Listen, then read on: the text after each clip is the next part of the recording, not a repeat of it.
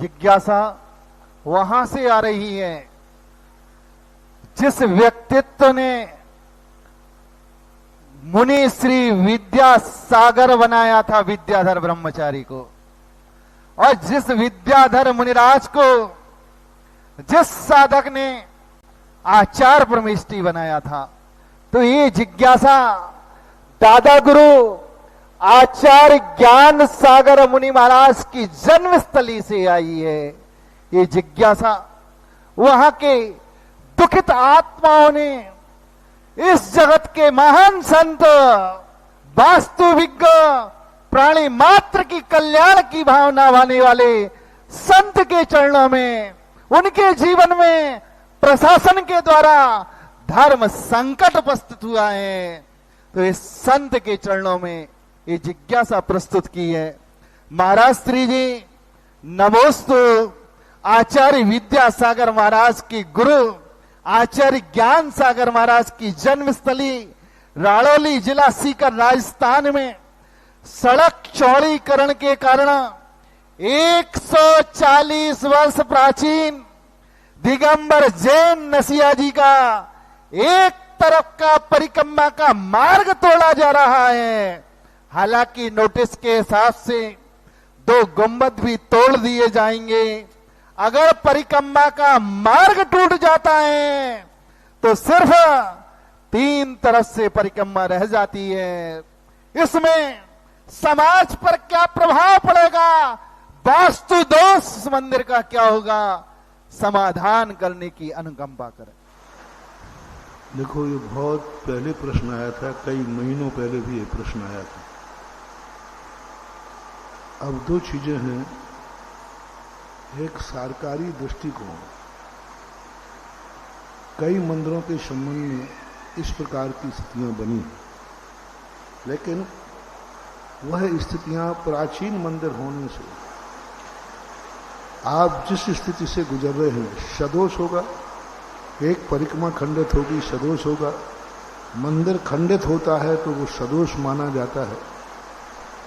अब वहां की तात्कालिक परिस्थितियां प्रश्न के माध्यम से आपने भेजा है।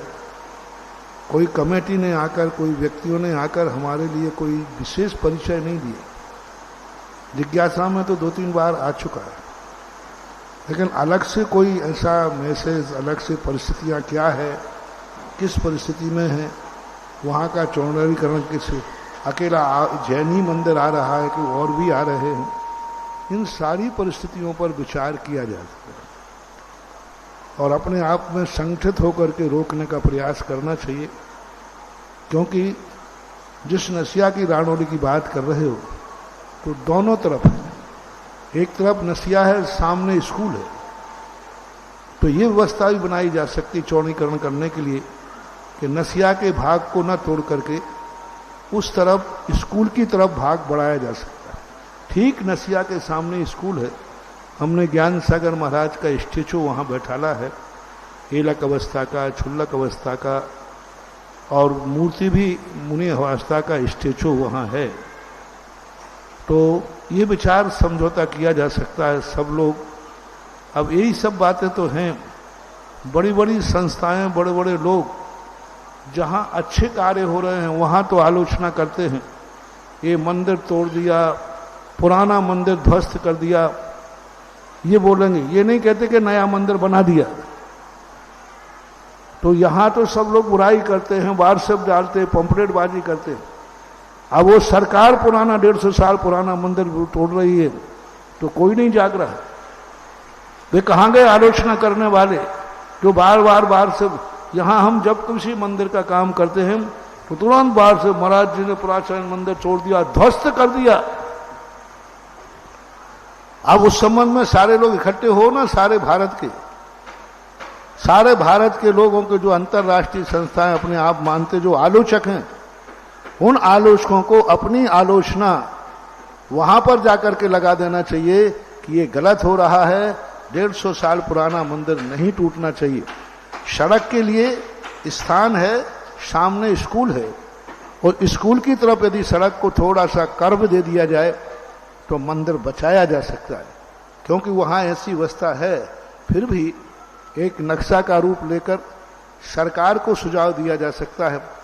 और ये सुझाव सड़क का चौड़ीकरण होना है तो ये तो होता है, लेकिन उसको थोड़ा सा आगे पीछे कर्व दिया जा सकता है। यदि इसके लिए आप कोर्ट भी जा सकें तो आप कोर्ट में जाइए। कोर्ट में आप उसको रोकने के लिए नहीं जाइए, कोर्ट में आप नक्शा पेश कीजिए कि यही चौड़ीकरण, सड़क का चौड़ीकरण इस रूप में भी हो सकता है, मंदिर भी बच जाएगा और सड़क का चौड़ीकरण हो जाएगा। यदि आप अपना नक्शा पेश कर देते हैं तो कोर्ट से भी शायद आपको राहत मिलेगी, मंदिर बच जाएगा, सड़क चौड़ी हो जाएगी, थोड़ा सा कर्व आ जाएगा। तो हमें ये देखना चाहिए क्या सरकार के द्वारा निर्णय किए हुए निर्णय को हम बदल सकते हैं।